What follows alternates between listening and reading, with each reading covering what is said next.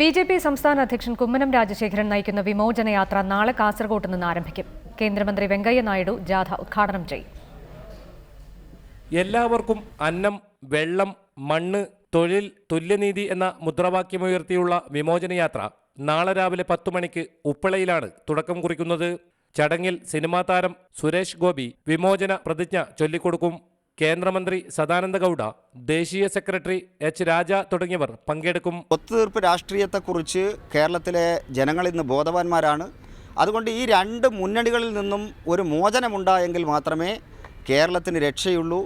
ആ മുദ്രാവാക്യം ഉയർത്തിക്കൊണ്ടാണ് ഈ ജാഥ കേരളത്തിലെ 140 നിയോജക മണ്ഡലങ്ങളിലും സന്ദർശിച്ചുകൊണ്ട് ജനങ്ങളുമായി സംവദിച്ചുകൊണ്ട് മുന്നോട്ട് പോകാൻ വേണ്ടി പോകുന്നത്. സംസ്ഥാനത്തുടനീളം വിമോചന യാത്രയ്ക്കിടയിൽ വിവിധ സാമുദായിക സാംസ്കാരിക നായകർ തുടങ്ങിയവരുമായി ചർച്ചകൾ നടത്തും.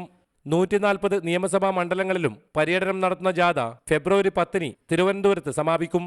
കേന്ദ്ര ആഭ്യന്തരമന്ത്രി രാജ്നാഥ് സിംഗ് സമാപന സമ്മേളനം ഉദ്ഘാടനം ചെയ്യും. KV Baiju, reporter, Kasaragod.